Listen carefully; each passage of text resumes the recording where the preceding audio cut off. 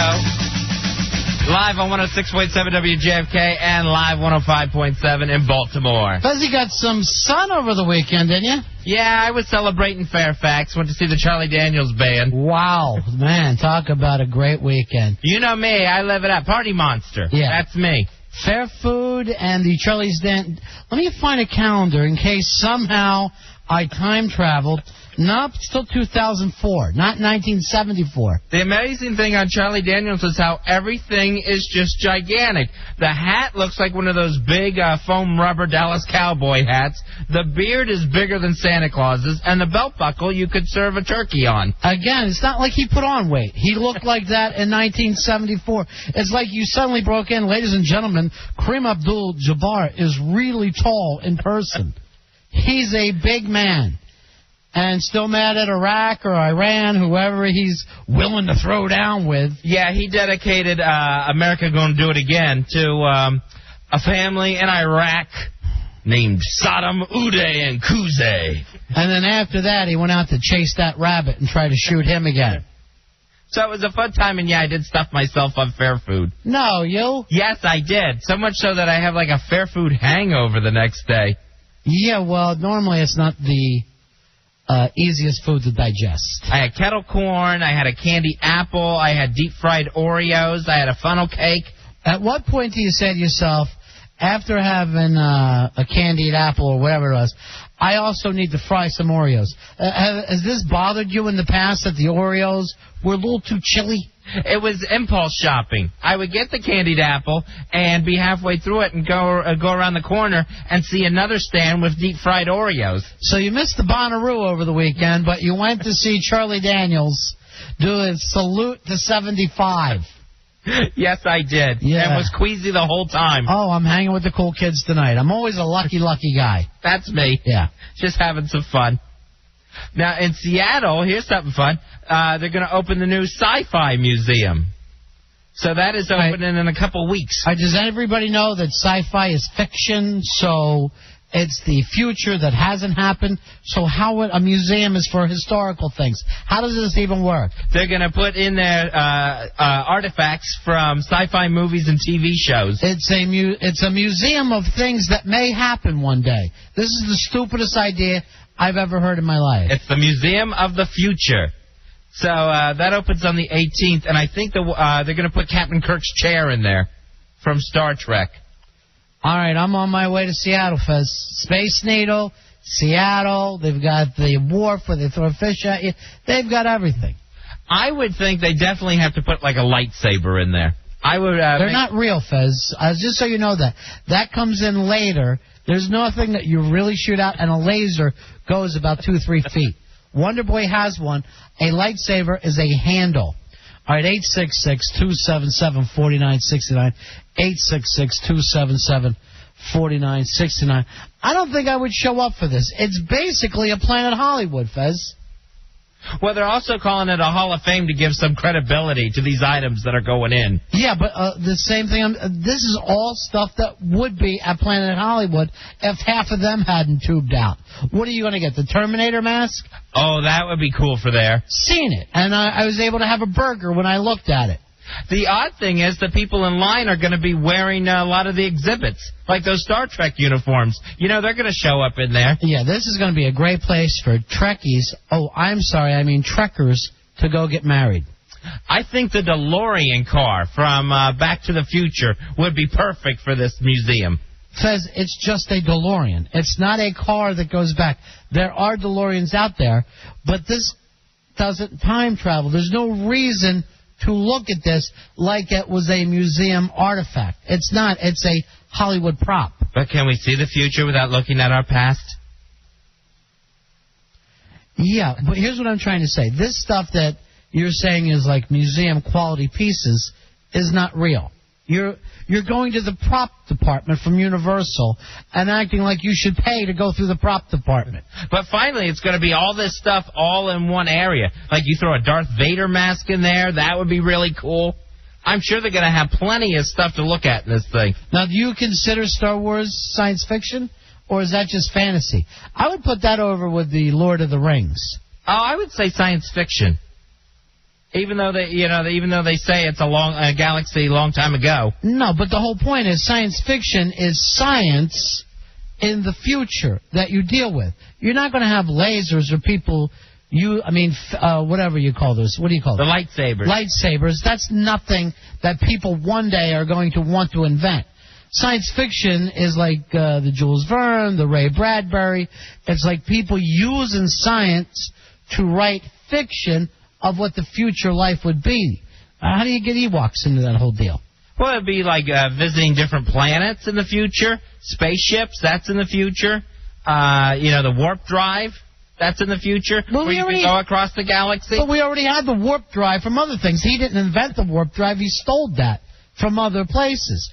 The point is, that is like a fictional story. Yeah, but I thought, you have robots. I think that makes it science fiction. The droids and everything else. Yeah. I think there's a lot of science fiction things in it. Okay. You're right. If they could get the droids in the sci-fi museum. That would be the way to go. That would be the one thing that needs to be in there. Fezzy, what else did you do over the weekend? I know you saw some wrestling last night. Yeah, Bad Blood with the key word being bad. That was one of the worst WWE pay-per-views there's been in a long time. So you went from the fair to the Bad Blood pay-per-view. Yeah, that's when I ate my big bag of kettle corn. Mm-hmm. You are like an 8-year-old with an American Express card. You're Home Alone. Basically, your entire life is Home Alone. I am living large. Yeah, on the pay-per-view last night, a lot of just predictable things. Eugene won again. Chris Benoit pinned Kane. Yeah. Triple H beat Shawn Michaels in the Hell in the Cell. So nothing to really report anymore. Somehow, having two leagues kind of ruined it for everybody, right? Yeah, and now they're trying to pull this stunt of 2 pay-per-views in 1 month, where they're doing a Raw pay-per-view last night, and then at the end of the month, a SmackDown pay-per-view, where it's like, all right, you're going to have to give people something.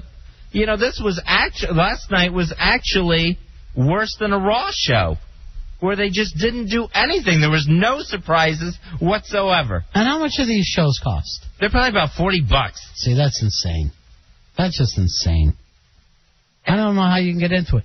Can you imagine, like, if baseball started trying to go, $40 to watch the World Series? People would riot. And that's an actual sport. And yet or even if the movie came out and said, it's $40 to see this entertainment. Yet for some reason, everybody falls in the line with this damn wrestling. I don't understand why people go, are we really getting $40 worth of entertainment here? I would jump off the bandwagon, but I know me, I'd be right back on it by the time the next pay-per-view came around. I always give them another chance. Well, you also think Star Wars is going to happen. So they see you coming down the midway, Mark Mizark. Everybody sees you with a big teddy bear and a balloon, and it's you and Jafter and a bunch of corn dogs. Jafter's wife won me a big stuffed dragon on the midway yesterday. No, did you eat it? No, I didn't eat it. What did she have to do? It was one of those things where you squirt the water gun and you make the football player move across the stage. Yeah. And whoever rings the bell first, they win. Yeah. So she beat us twice.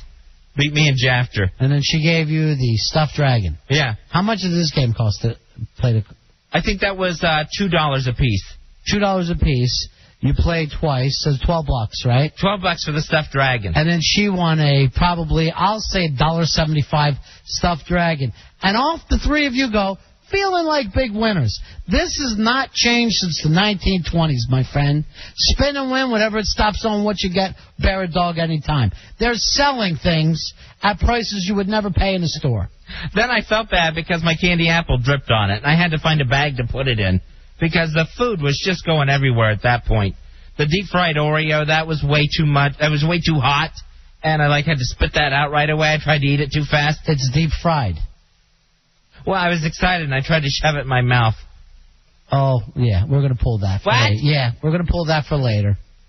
Isolate it. Watley's on a tear tonight. And then I didn't know that. I didn't know this part. You're not supposed to put powdered sugar on the deep-fried Oreos. And I'm thinking at this point, why not bother? So why can't you? It's just the powdered sugar was there for the funnel cakes, and apparently You just eat your deep-fried Oreos. The sweet's on the inside, not the outside. I didn't know the etiquette. You use your condiments anytime you want. Don't worry about carny etiquette. Don't you worry about those roustabouts teasing you and calling you small town. You're a hipster, my friend. You are a hipster. I felt bad that I didn't eat that I didn't try the deep-fried Snickers bar, because that was actually on a stick like a corn dog. Where did you guys go after the fair? Then we went to dinner. We went over to Logan Steakhouse and had dinner after all that. Because after a day of eating, you need a nice meal. And now you're wondering why you're lethargic and you're slow and stupid today. And look, did you win that shirt at the fair? No, I didn't win this shirt. I bought this shirt. You paid for that. Yes, I paid for this. I don't know what's wackier, your shirt or the fact that J-Dubs is in here tonight with a regular haircut like he was 8 years old. It literally looks like they would have the picture. Remember when you were a little kid, there would actually be pictures of heads, and you would pick which one that you want? He looks like he could pose for it. He looks like he had to sit in a booster chair to get this thing. Go out tonight, and I bet you get carded. There's no possible way. You look like a large Boy Scout. I got carded for cigarettes today. For cigarettes? Yeah. All right, how old are you? 23. How old do you have to be to smoke in this country? 18. Wow. So it took 5 years off your hair. Mm-hmm. You know what's really weird? They will card you for cigarettes. They'll card you for beer. No one ever cards anybody for cocaine. No one will ever say, all right, before I sell you this cocaine, how old are you again? How old are you, son? Those people know how to take care of their core audience. Is this you on your Coke card?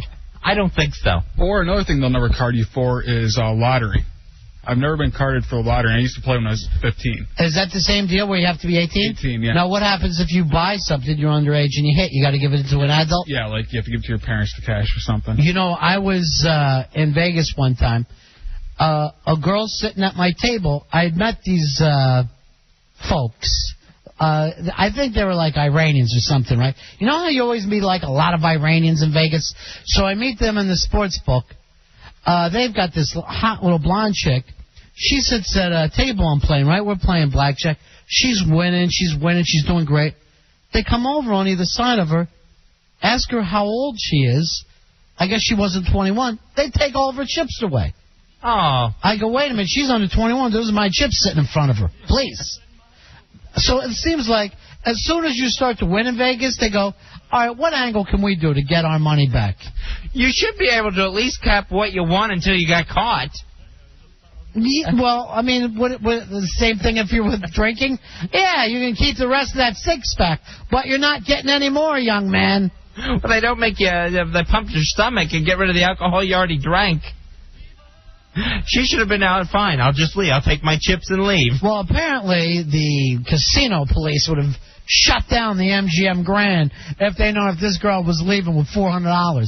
But it was like heartbreaking because it was like watching somebody get mugged, legally get mugged in front of you. The problem is there's no getaway in a casino the way they're set up. You can't find the elevators. They make sure of that. Yeah. So there's just no getting away because you don't know which direction is up or out. Oh, no. How many times have you been whacked out of a casino just wandering around because there's no doors all of a sudden? And then you'll just look up at one of those bubbles on the ceiling and ask for help. Could you send someone to get me? I know you're watching me. The worst thing is when you get to that state and you see a bank of slot machines and you go, all right, I recognize this. Yeah. And you are nowhere near your elevator whatsoever. Right, because there's acres and acres of slot. It's like being lost in a cornfield. Everything looks kind of familiar and everything looks lost. And the only thing you have is chips to leave a trail, and you don't want to do that. No, you don't want to do that at all. That's dangerous. That's a bad deal all the way around.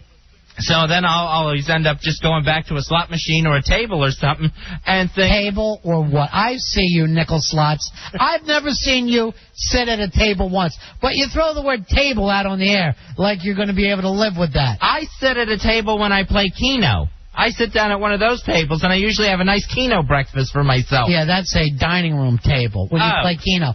I don't even understand. Is Keno just bingo? I only see you and old ladies playing. Keno is like a combination of bingo and the lottery, where you pick out your numbers on this grid. Yeah. So it's like the lottery. You're picking your numbers. The numbers come up like the lottery, but you got to get them in a certain pattern in order to win, like bingo.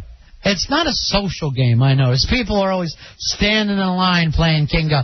You never see people sit down at a table. Hey, let's all play this Keno together. Well, people will sit down there and they'll like actually cover up their Keno sheets like somehow you can steal their answers and win money. Their money. I never noticed. Again, I only see you and the bus crowd sitting there playing Keno. I will play Keno for hours. And then you can play in your room, too, right? Yeah, you can do it on one of the channels. So you just sit there in your room all day long. You don't even need to come down with the grown-ups. You're just sitting up there like a maniac. Now, how do they know that you're playing? You fill out your slip of the numbers that you want on the grid, and then you take it to them and you place your bet. So you got to do it before every game. Right, yeah. They count down how much time you have until the next game goes. So you have to, you can take a sheet and play for the next 10 games on that sheet, or you can change it up each game if you want. I see. Because I'm never asking somebody, how do you play this game? I want to feel like I'm a roller when I'm out there. I'm living a lie the whole time I'm in Vegas. And excuse me, miss, how do I play this grandma game? I think the most I've ever won on Keno is like $40. Something else I saw Watley playing in Vegas, skee ball. And I'm like, bro, I'm leaving. Seriously, I'm going to check into another hotel so I'm not hanging around with you playing skee ball. He was playing video games one time, too. Yeah, I mean, you can win on everything in Vegas. You can win on skee ball? Yeah, tickets. You're not really winning cash. Can you win cash? Yeah, you can win cash. I had no idea that. Yeah, you can win a payout on that. I thought they were just arcades. Well, how are they going to stop somebody who was really good in there just whipping the skee ball around? Another one I really, really like to do, and I get caught up in this, is the guy who spends the big dollar wheel at the entrance to a casino. Yeah. And you have to put down your bet on, like, what you think the wheel's going to land on. And you can win, I guess, like 10 times that, or you can win $100 or something like that. Right. I think you win like 100 at the most. But again, it's a fair game. It's a fair game. But it's a carny trash game. But those are the ones that suck me in. And I'll just go for hours. I don't even know. Can we pull that, too, and have all this stuff for tomorrow night? Because I don't know what kind of homoerotic weekend you have with Jafter. But the lines are just flying tonight. I was pulling his earlobes all weekend. Just swinging on them. But, yeah, I make my own fun in Vegas. Then there's always the Liberace Museum down by the airport. You actually went to that? I went to the Liberace Museum. That place is great. You got to do that. For you, they must have yelled, "Welcome home." My God, he lives. You're dressed the same as him half the time. Nobody yelled that. You're like a really cheap Liberace. You could have played like Prince and the Pauper with Liberace, where for whatever reason you had to tour like him, and then he had to go eat carny food for 2 weeks. But I was surprised. I always thought there would be more in the Liberace Museum. Of course, there's the Great Robe. I know what you were looking for there, and I can't say it on the radio. I know what you were looking for. Constantly hanging around the men's room.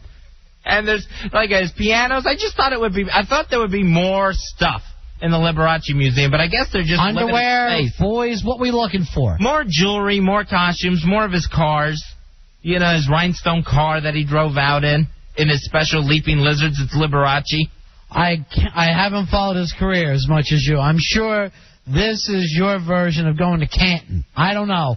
I'm sure this pulled at you and drug you there, but I can't relate. Next time we go to Vegas, stick with me. You'll have a good time. I never see you except at the airport and then again at the airport.